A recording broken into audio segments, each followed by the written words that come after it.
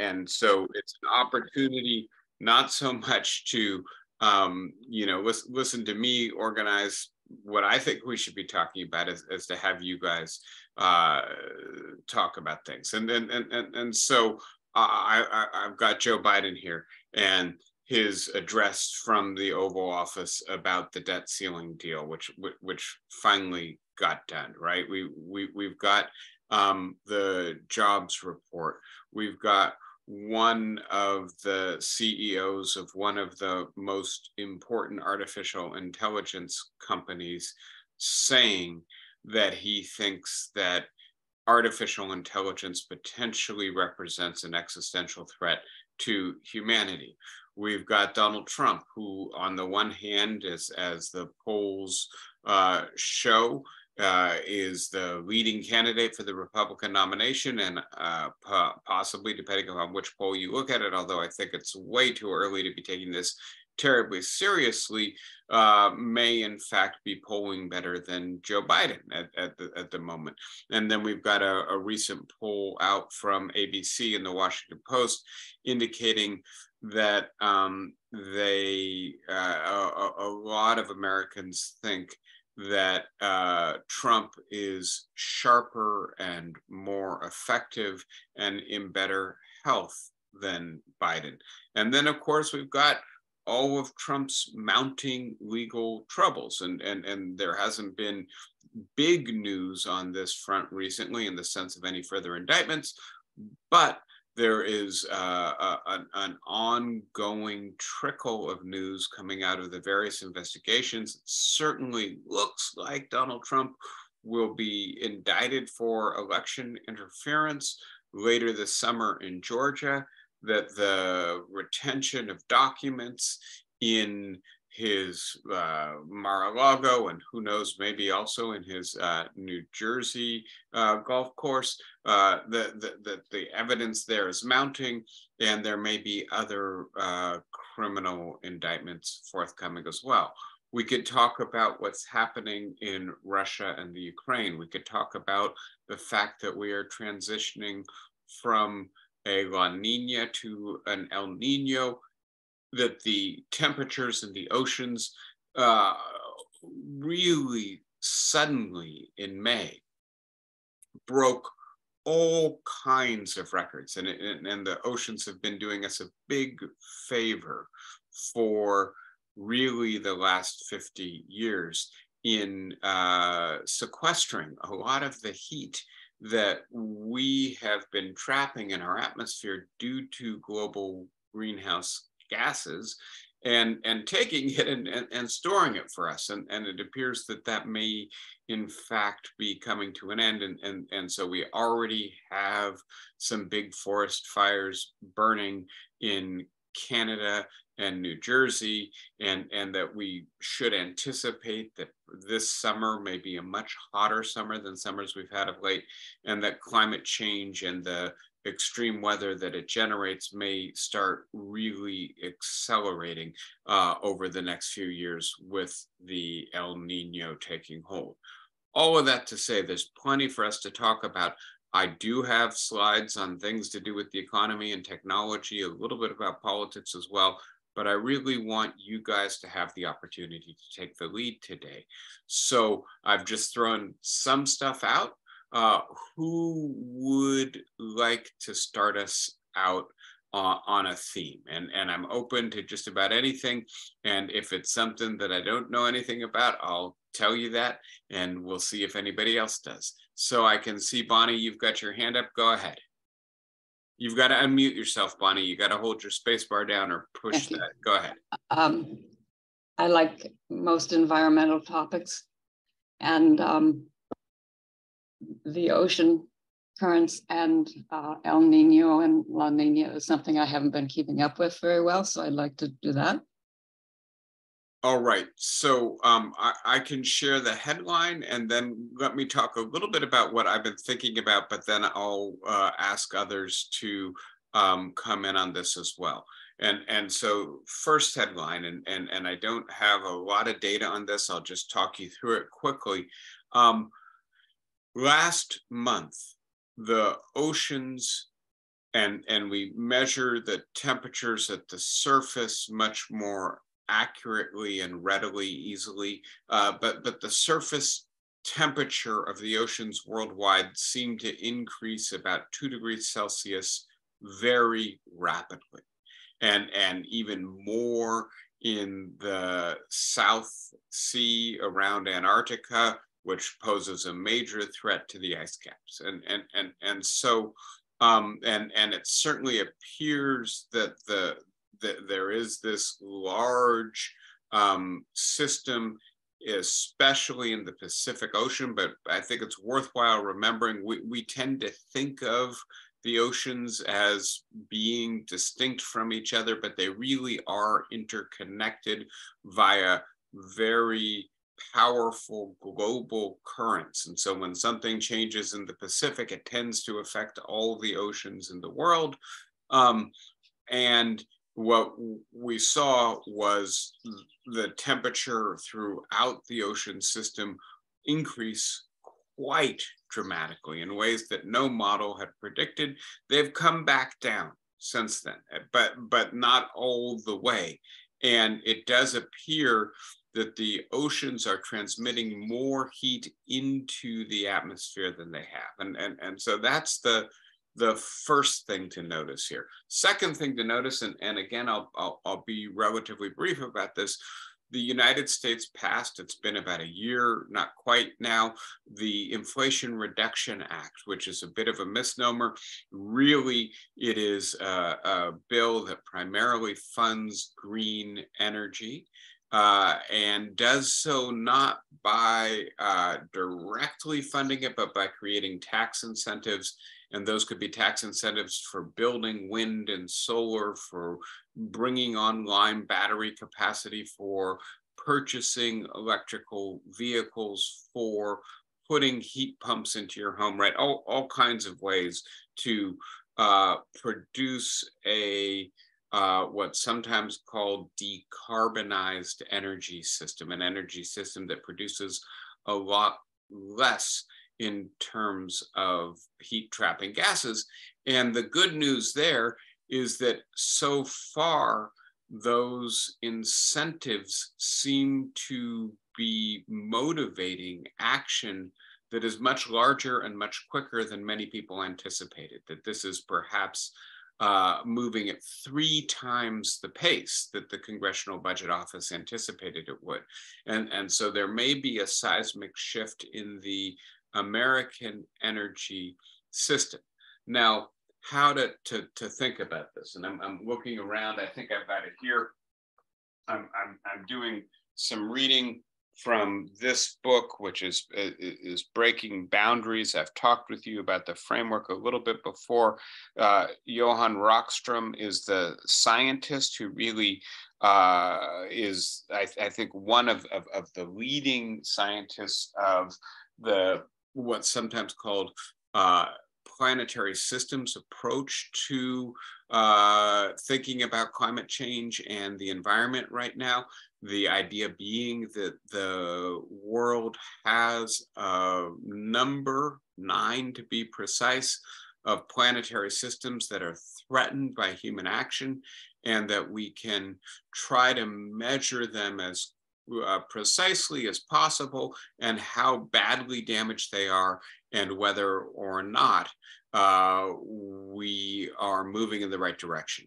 And one of the things that I think Rockström has done, and his colleagues have done, that is really very valuable. And he works at the Potsdam Institute for Climate Impact Research, and also the Stockholm Resilience Center. And these are places where really important research is being done. Rockström and colleagues have set, I think, an approach for thinking about how to control climate change. And the approach basically sides with the IPCC, the Intergovernmental Panel on Climate Change, and their goal of getting us to a place where we are no longer emitting greenhouse gases, and in particular, carbon dioxide is the worst of them. into the atmosphere, where we get to net zero carbon emissions by 2050. And what Rockstrom proposes is that we need to think about this not as an abstract target for 2050, right? That if you want to have, $2 million to retire with, you can tell yourself, well, by age 75, I need to have 2 million, right? And then you've got your goal. Any financial advisor worth their salt will say to you, well, if you want to have 2 million by 75 and you're 45 now, here's what happens if you save 5% of your income per year over the next 30 years. Here's what happens if you save 2% now and how much more you have to save later. Rockstrom is suggesting that to meet the zero emissions goal, we need to reduce emissions by 7.5% a year for the next almost 30 years. And what is clear, and again, I don't have the diagrams with me, but that there was a reduction in carbon emissions in 2020 caused by the pandemic, but they've gone back up in 2021, 2022. They're not going up nearly as sharply in this decade as they have for most of the last 50 years, but they're not reducing. And so we are not yet moving in the right direction. So that's a little bit, I think, of information. You may have seen, right, that one of the major insurers is no longer going to offer fire insurance for new properties in California. There's really interesting research that I was just reading about dead forests in North Carolina. Part of what's happening is the sea level is rising. The salinity from the ocean is making its way into the coastal water tables. And as those water tables get higher concentrations of salt, the trees are no longer able to survive. And so there are these broad swaths that now NASA is studying from space of forests in North Carolina, coastal forests that are just dying out, and they're, quote, ghost forests because the trees are still standing, but they're all dead. All of that to say, Bonnie, that there's a lot of information out there, a lot to be talking about. Is there something in particular you or somebody else wants to discuss further about climate change today?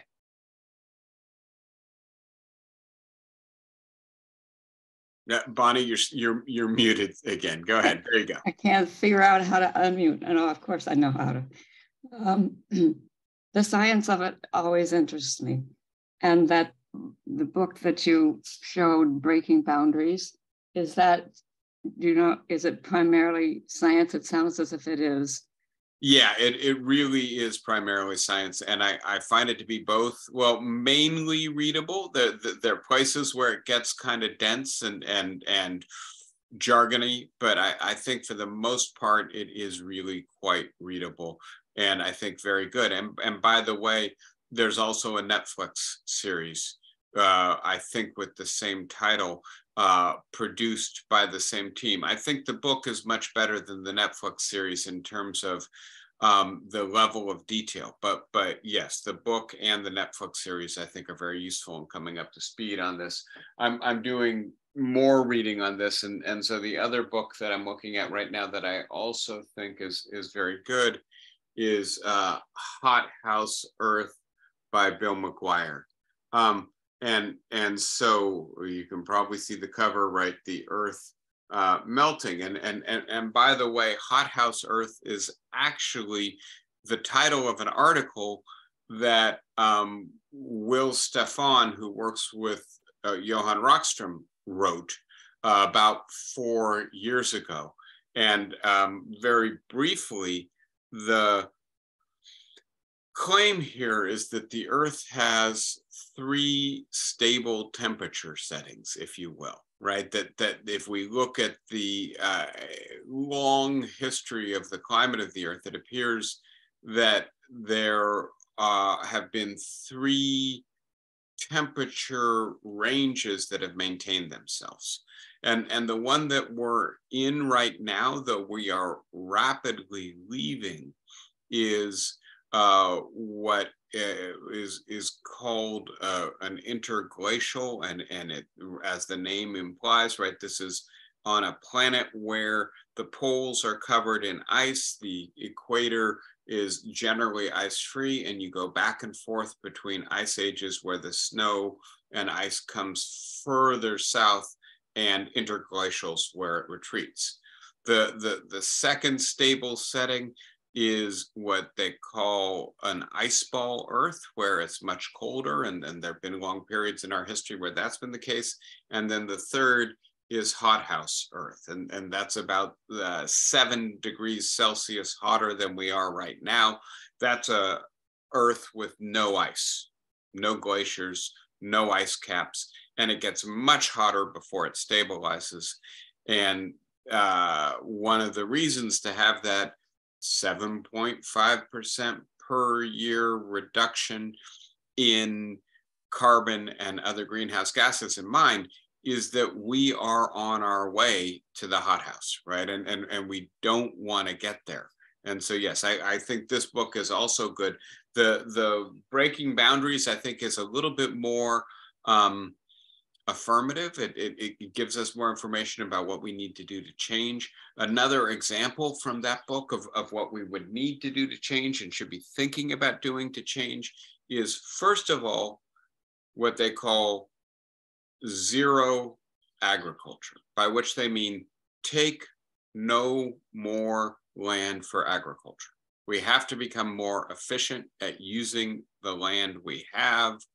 By the way, 30% of the food that we cultivate, we waste, right? And so one way to become much more efficient is just not to waste food, but that we, the human species, have taken 50% of the surface of the earth for our habitation, our infrastructure, and our agriculture. And what they're saying is we can't take any more, whether we're worried about maintaining the biosphere, biological life on the planet, or about maintaining nature's capacity to take the bad stuff that we're doing to the planet and mitigate it. So take some of the carbon out of the atmosphere, the way in which trees and forests, especially rainforests, do, or take some of the phosphorus and nitrogen that our agriculture produces out of the water system or the geochemical processes on the planet. We have to preserve the ecology of the planet. And then we have to get better about not using as many pesticides, as many fossil fuel-based chemicals in our agriculture. So yes, there is a lot to be done. I think there's a lot of activism on this. The problem is that there are so many vested interests stacked up against us who profit from things that degrade the planet. You may have seen that as part of getting the debt ceiling passed, Joe Manchin got a pipeline from West Virginia to Virginia that goes through wetlands and crosses apparently 1,000 different creeks on the way. And so I am really hopeful that the economics of this is going to begin to really tilt in the favor of doing sustainable stuff, right? And so it is now the case in Europe, where they tax the petrochemicals more than we do, that it's actually cheaper to build a new solar or wind power system than it is to burn natural gas or oil in an existing power plant. That's where the world needs to be, right? Where it just doesn't economically make any sense to do the stuff that degrades the environment. We're not all the way there, but I think we're getting there. I think when the insurance companies stop being willing to insure in the most populous state in the union, again, the economic reality of how costly living in a hotter world is going to be is beginning to sink in. And that may provide an incentive where, you know, the relatively unimportant thing of the survival of future generations hasn't been able to.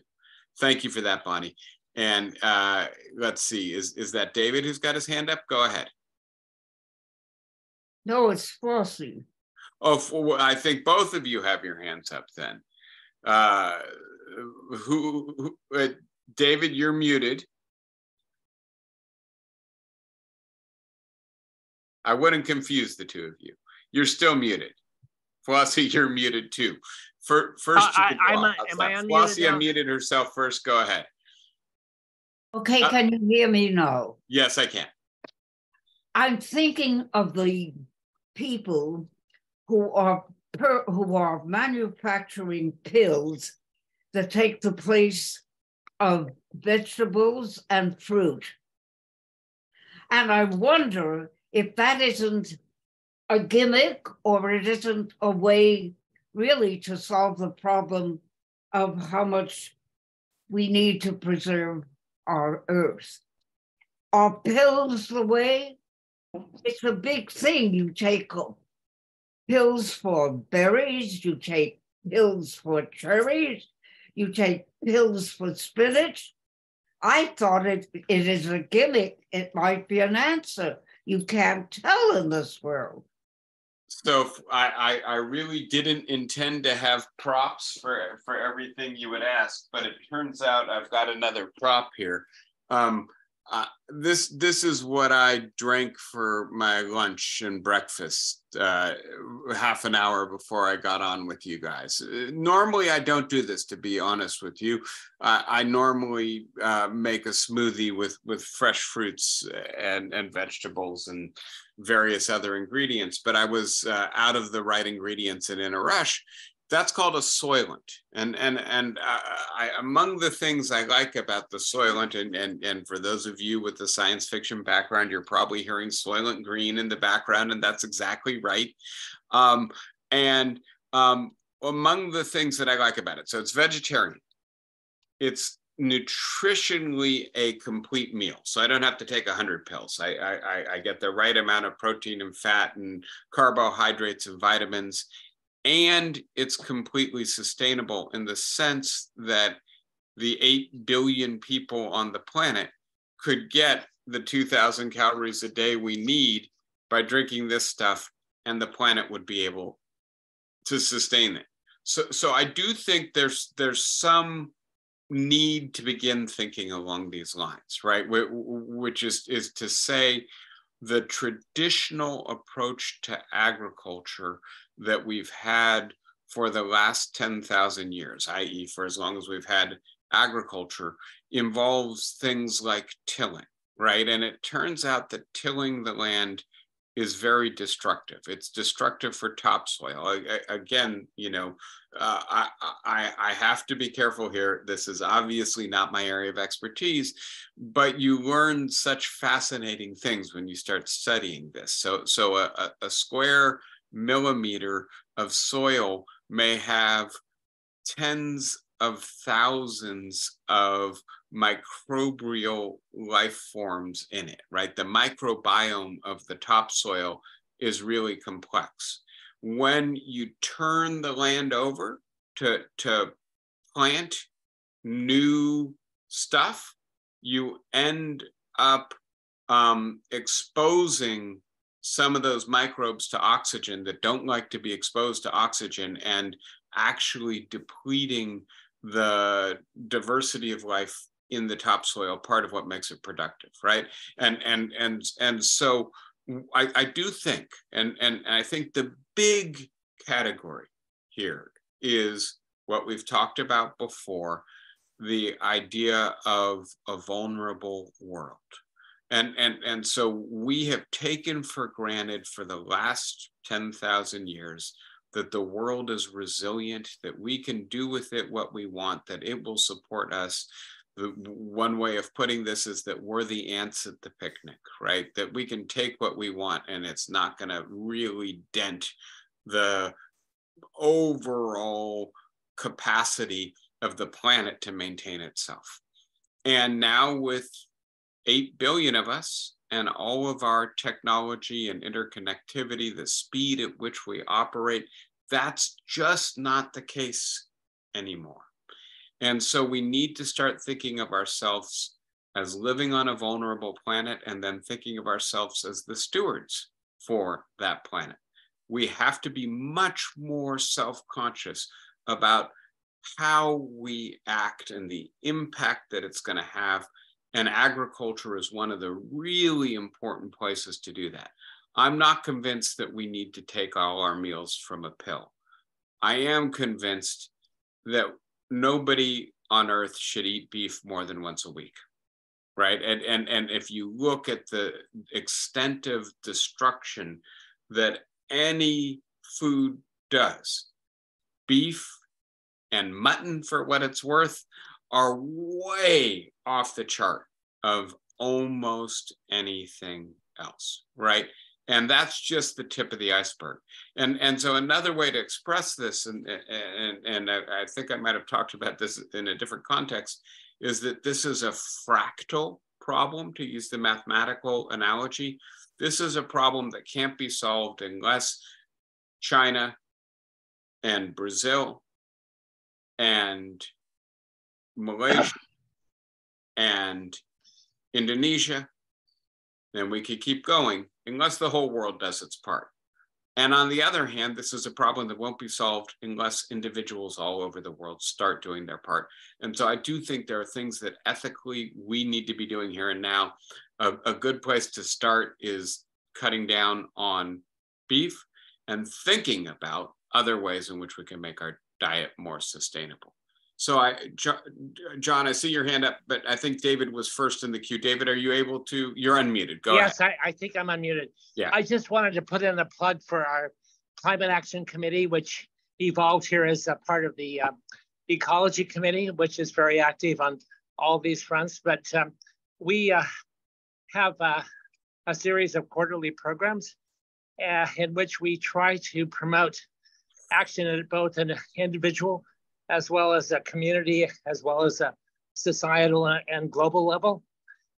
But we also try to provide information. We also try to get ourselves involved in political activity. And it seems to me that the solution is both at an individual as well as a collective level. It's also information, which we've been talking about, but it's also political action, because you can't let the folks who have the vested interest win the day. You just can't do it. And thirdly, and this is an untapped area, is economic and financial. As Bill McKibben and the third act are fond of saying, one resource we have as seniors is wealth, and we can use our wealth and our financial prowess to push back against those who are sustaining the fossil fuel industry and all the stuff that we just talked about with, they mentioned getting the pipeline back into the negotiations for the debt ceiling crisis. At any rate, we're going to have a program the end of this month that's going to deal with an interesting topic. It's called agrivoltaics. And what it's about is looking at the symbiosis between solar panels and farming. Right. So that solar panels can actually benefit farming and allow, for example, in the Central Valley, folks to grow crops that they couldn't grow without the shade provided by the solar panels. So looking at those sort of mechanical, organic sort of synergies is a part of it. And the final thing I'll say is that one of the things that we found is that we've tried in our work to put the emphasis on good news, because the typical news that comes out breeds two reactions. One is helplessness, what can I do? And the other is helplessness, my God, our grandchildren will have no future. So we're trying to look at things that we've done that have the potential of making a difference, and also have demonstrated that they can make a positive difference on the problem. So Bonnie, look forward to another program toward the end of this month, and then a major program in September from our group. Fantastic, David. And I really like Third Act. And it's worthwhile noting people over 65, and I'm going to struggle a little bit with the exact statistics, but control about 2/3 of the wealth in our society. Make 65%. Pardon? 65%. Yeah. 60, yeah. So and even slightly more consumer purchasing, right? And so a small fraction of the population controls a large portion of the economic leverage that can be used to try to incentivize. So in particular, to try to get banks to stop investing in carbon extraction, right? It seems to me a really good lever to find the place where we can intervene to really have an impact that maybe even bypasses the dysfunctional politics of DC, where to keep from driving the economy off a cliff, you have to give Joe Manchin a pipeline, right? And then I'll just add very quickly, hopelessness, helplessness. One of the things I really like about 7.5% a year as a target for reducing carbon emissions or global greenhouse emissions. And there are the tools online. I could try to find the links for you if you want. You could probably find them yourself, where you can map your own carbon footprint and then figure out what you could be doing to reduce 7.5% this year, right? But if you do 7.5% this year and 7.5% next year and 7.5% the year after that, and you know a little bit about the law of compound interest, you're on an exponential curve, right? And 7.5% a year is ambitious, but it doesn't sound hopeless. It doesn't sound impossible, right? And so setting goals and finding levers, that's critical to this. Thank you, David. And to all of you involved in this, please keep up the good work. John, go ahead. I have first a factual question based on the literature, because you've read far more in this area than I have. My experience is that we have a lot of stuff on what's going to happen if we don't do anything on rising temperatures and so forth. And we have a lot of quite good literature on what must be done.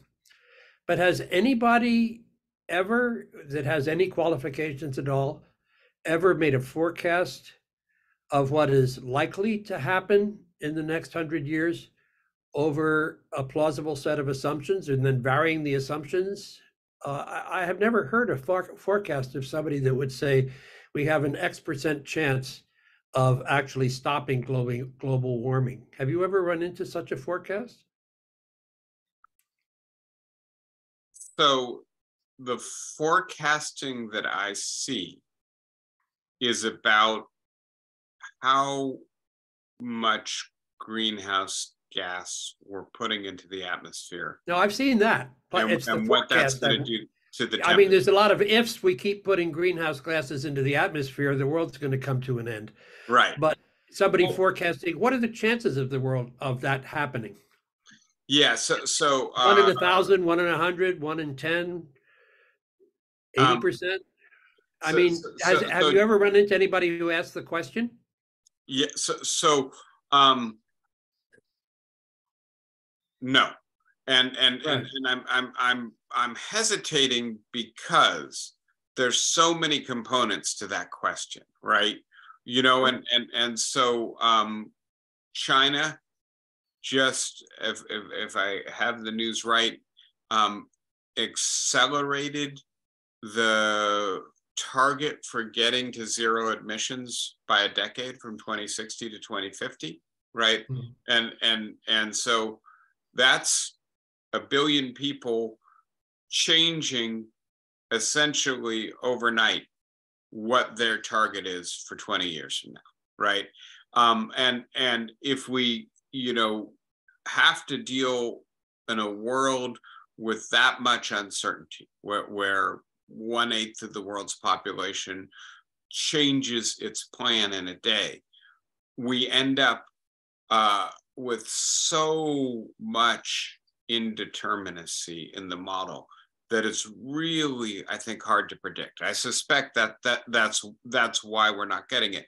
James Hansen, right, the NASA scientist who testified 30 years ago for the first time in the Senate that this was a problem, just predicted that we're going to overshoot the 2 degrees Celsius climate barrier. And the issue here is, can we, once we've done that, reverse course? And this is, I think, the other thing that's so tricky about this, John, is that there are tipping points, right? And so many of you may be familiar with this with Malcolm Gladwell and the example of real estate. A neighborhood gets to be 20% Black, and then in a couple years it's going to be 80 or 100% Black, because white people will then engage in white flight. They were happy with it when it was 10% Black, but it gets to that point where it gets to be too much for their perception of safety or preserving their real estate values, et cetera. Similarly, there are tipping points in ecosystems, right? And so we can think of the amount of temperature rise in the ocean that will do irreversible damage to the ice sheets in the Antarctic. And then once those ice sheets degrade, they release the glaciers that form that continent right now, right? And so it might take 1,000 years, but it seems like there's nothing we can do once we reach that tipping point to prevent the Antarctic ice cap from eventually turning to water and rising the seas by 100 meters and decreasing the albedo on the planet by 20%. And part of the problem here, and this is where humility is required, is we don't know exactly where that tipping point is, right? Is it 1 degree Celsius ocean temperature rise, 2%, 5%? We just don't know exactly when these processes are going to be unleashed. I imagine, John, you're familiar with James Scott, the anthropologist, Seeing Like a State. And he has, I think, a really interesting way of expressing this. He says, we tend not to understand the way complex ecosystems work until we've done irreparable damage to them and we see them start to unravel. And so he's very pessimistic. Say it again. So he's very pessimistic. If you ask Jim what he thinks the chances are that the world will turn this around, he'd say he thinks it's very unlikely because of just the fact that you mentioned, I'm guessing. Well, maybe yes, but I think part of what he's saying, this is the cautionary principle. If you're working in an environment where you don't understand where the risk thresholds are, best not to come close to those risk thresholds, because you might have. Well, yeah, I mean, I'm familiar with the various things we should be doing, but it doesn't have much to do with the question that I'm asking. I mean, there are a lot of things that are really indeterminate. Whether there was going to be an atomic war was, the clock countdown, how far are we from Armageddon, was a popular sort of a thing, and based on a bunch of assumptions that people made and then changed. People forecast what the economy is going to be 20, 30 years from now all the time. That's just as indeterminate. There are just as many complicated factors, but nonetheless, people feel like they can go ahead and make a best guess, and they can make assumptions, and then they can change the assumptions and see how that comes out to the result that they're looking for. They're going to be wrong, but it does seem to be, I mean, it's really hard, but it seems to me it's worth doing to get some sense of reality about this discussion, as opposed not just shoulds. And what's the worst? What bad is going to happen unless we do this list of 67 things. Not that discussion, but the discussion of what do you think the chances are that, first of all, the United States, and second of all, the other countries that have to participate are going to solve this collective action problem and actually get together and enforce regulations that will do this. And I mean, I could tell you my answer, you probably can guess what it is, but I just wish someone would make some kind of an estimate on that. And so I'm going to push back a little bit, John, and I'm going to say the kind of thing a political theorist often says to political scientists, which is that you want numerical quantification. No. It doesn't have to be numerical. I mean, numerical in the sense of 2/3, 3/4, right? Between 1/2 and 3/4, numerical in that sense, yes, but not a precise. And so I'll just give you a quick counterfactual here, or not counterfactual, another way of thinking about this. If in the 1920s, you would ask political scientists, what is the likelihood that the United States is going to have a robust welfare state within 30 years, right? Probably vanishingly small. Not true. That's not true. If you would have asked them, what's the chance that we're going to have a major civil rights reform that will dismantle Jim Crow and begin to enforce equal voting rights as well as civil rights for African Americans in the next 50 years? My guess is, again, it would have seemed vanishingly small.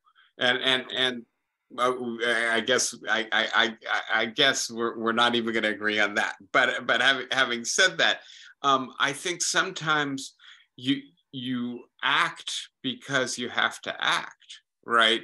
And we know one thing with certainty, I think, which is that if we stay the path we're on right now, unless there's a miraculous technological breakthrough that we should not rely on, we will do damage to the planet that may be irreparable, that future generations will consider unconscionable. How could they have done that to us, right? And that should be enough to motivate us to act. It should be, yeah. But is it? Well, no, I mean, I don't think the answer to that is obvious at present. No, right? But I again, I think it may be. We'll have to see how awful the next 4 or 5 years are, right? You know, with El Nino kicking in, and again, I hate to say this to people in California, although the last couple of days I've had to be careful about taking my walk outside because the Canadian forest fires are creating high levels of particulate matter in my air down here, bad air quality. But it's going to get, I think, a fair bit worse over the next few years. And it does seem that one of our liabilities as a species is we don't act until we're confronted with clear and present danger, right? And often not even then. Yeah. But it's certainly not before then. And I'm sorry, I've gone on way too long about this, but it seemed to me it is a question to keep in the back of your mind as to not what should be done, but what is the likelihood of it, without getting more into the answer. Yeah. But thanks very much. Oh yeah, of course, John. Anybody else have something they want to throw open for discussion, either on the topic we've spent most of the time on or on something else? So I'm going to throw something out there real quick, and you tell me whether this is something you want to pursue. And so it kind of has two dimensions to it. One of them is, right, just this week, Tuesday, we had the CEOs from the 3 leading AI companies go to the Senate and say that they think there's a meaningful risk of human extinction, that we should consider artificial intelligence to be as dangerous as nuclear weapons, right, which John was just calling our attention to, the doomsday clock, or as a major pandemic. And it's an ironic situation in which they seem to be saying, regulate us, right? How often do you get CEOs coming to Washington to say, regulate us? But they seem to be saying, if you don't regulate us, we've got no choice but to engage in this commercial arms race, this headlong rush to outcompete each other for the best AI. But we don't know what happens as this technology gets more and more powerful. So that's item number one. Item number two, and I think this got really rather little attention because we were so focused on the debt ceiling, but 2 weeks ago, the Surgeon General issued a report about an epidemic of mental health adolescent problems that he traces back to social media technology use. And it's really striking. I do have some diagrams on this, which I could share if you want to, but we've had a rapid uptick. And then we could go through loneliness, social isolation, bullying, suicidal ideations, suicide attempts, and they all fit the same pattern, which is that from 2012, they rapidly increase. What happens in 2012 that seems to account for this? The availability of cell phones, and with cell phones, the availability of social media. And, you know, there are a number of things here.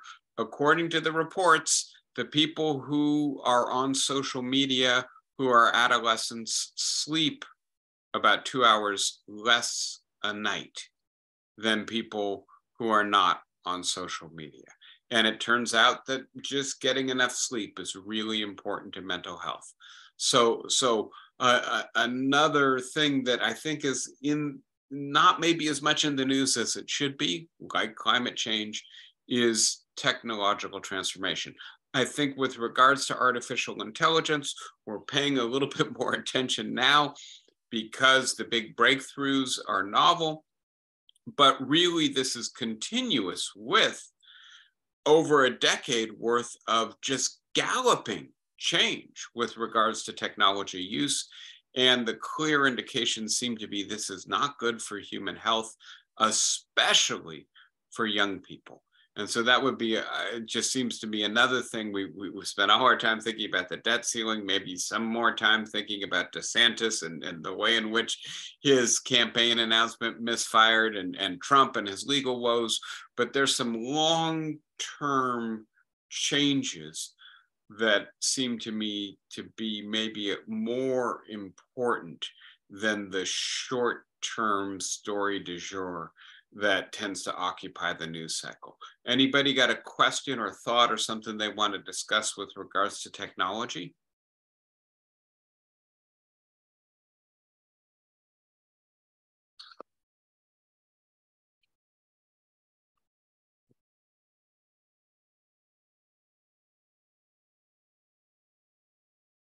No?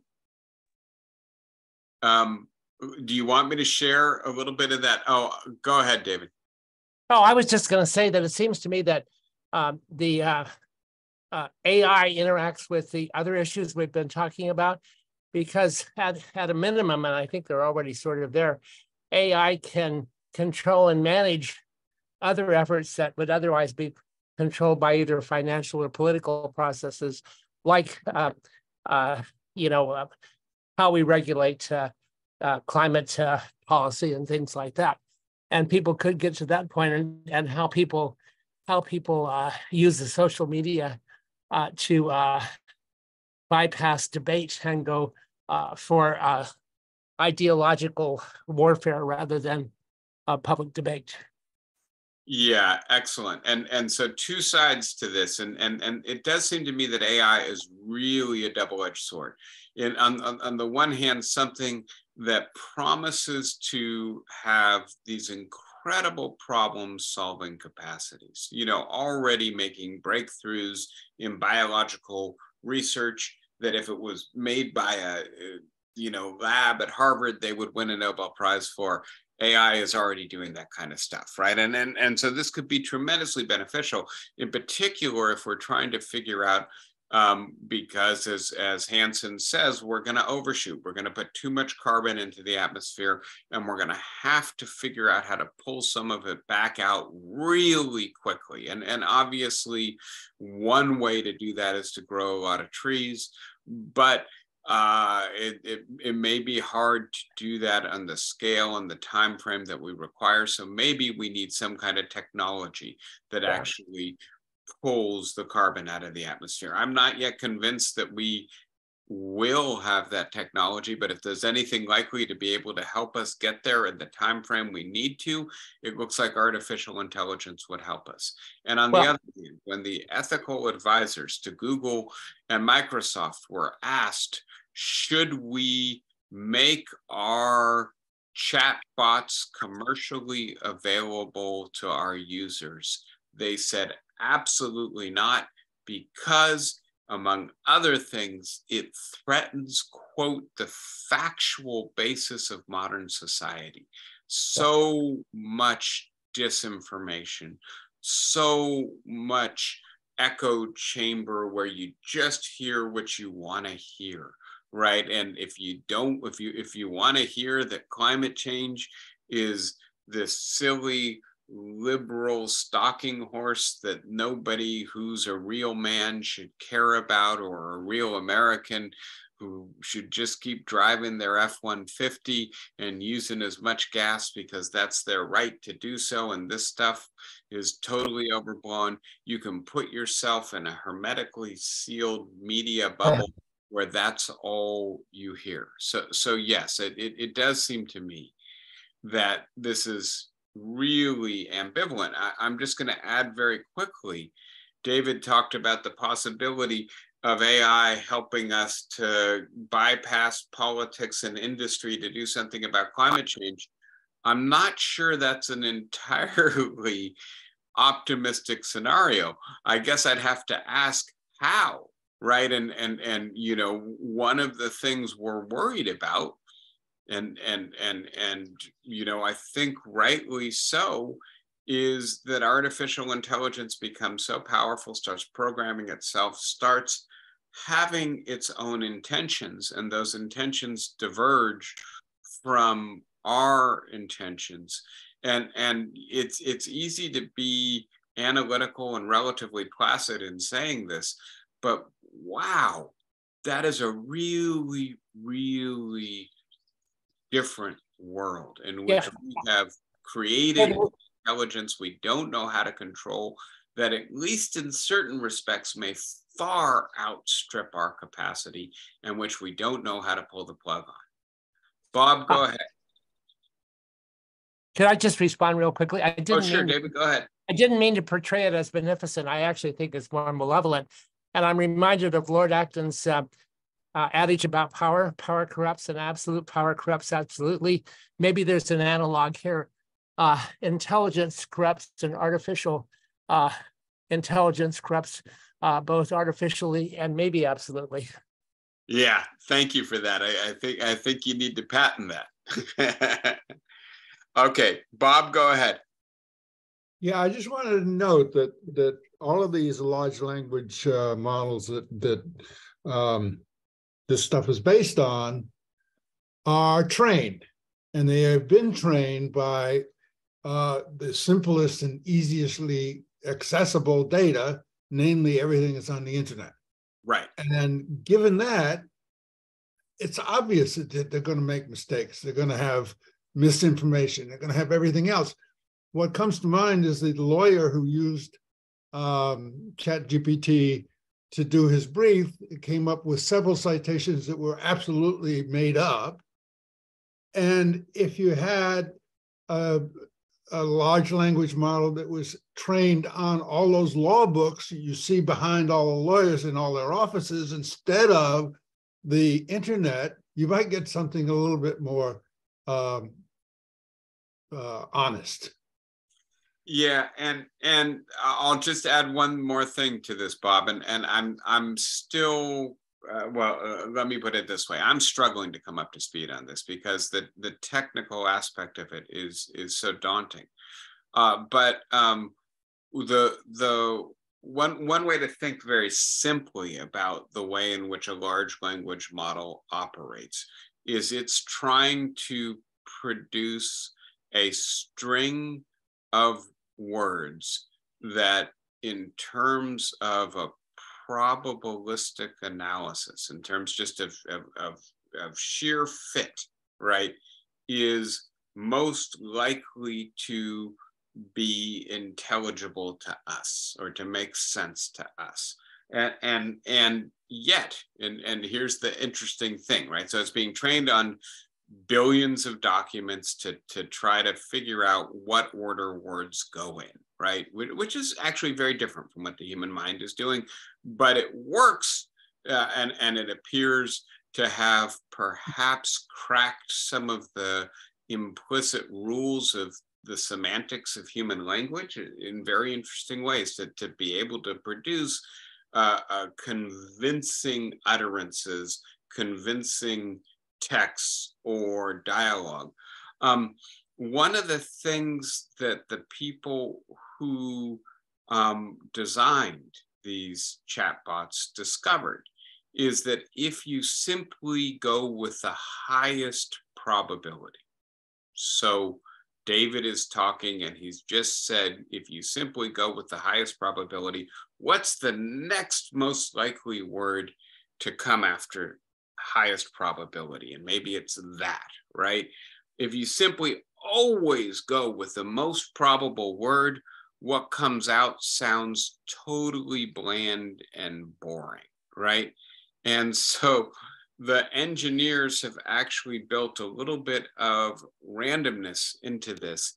Every now and then go with the second or the third or the fourth most probable word, and not simply the most probable word. And what you get is much more interesting. And it does appear that part of the tendency to hallucination is this effort to make it seem a little bit more human, a little bit more creative, a little bit less boring. But the other big root of this, it's not just what it's trained on and how it's written, it's also what it's doing, right? And so, Bob, I know you a little bit. We've been talking together, I guess, for 5 or 6 years now. And so I start to have a sense of who you are and the kinds of issues you're interested in, and that informs what I say to you. Right, I tailor what I say to you based on my theory of you as a person. Chatbots are not doing that, right? And similarly, if I'm talking about climate change with you, I'm starting to build a model of the world, right? What are the vulnerable boundaries that humanity is threatening on the planet Earth? And to be as clear as possible, I'm not really building that model. I'm just learning from people who are much better at me at understanding this stuff, what their models are. But the point is, I'm not just producing utterances because they sound plausible. I'm trying to tailor what I'm saying to you or to the world as I think it is. And it does seem to me that part of the reason that the chatbot just makes up legal citations rather than actually figuring out, because there's enough out there on the web that it could have come up with the right citations, right? The issue is not simply that it wasn't trained on the right material. It's also that it doesn't care, right? And maybe that's not the right way to express it, but it's not programmed, it's not designed, it hasn't learned to track the world and to base its verbiage on an understanding of the world. And so that's part of why I think those ethical advisors worry that it's going to undermine the factual basis for our civilization. if it becomes widespread, ubiquitous in the way that Google has. All right, everybody. I'm not sure if there's anything else. We're at about time.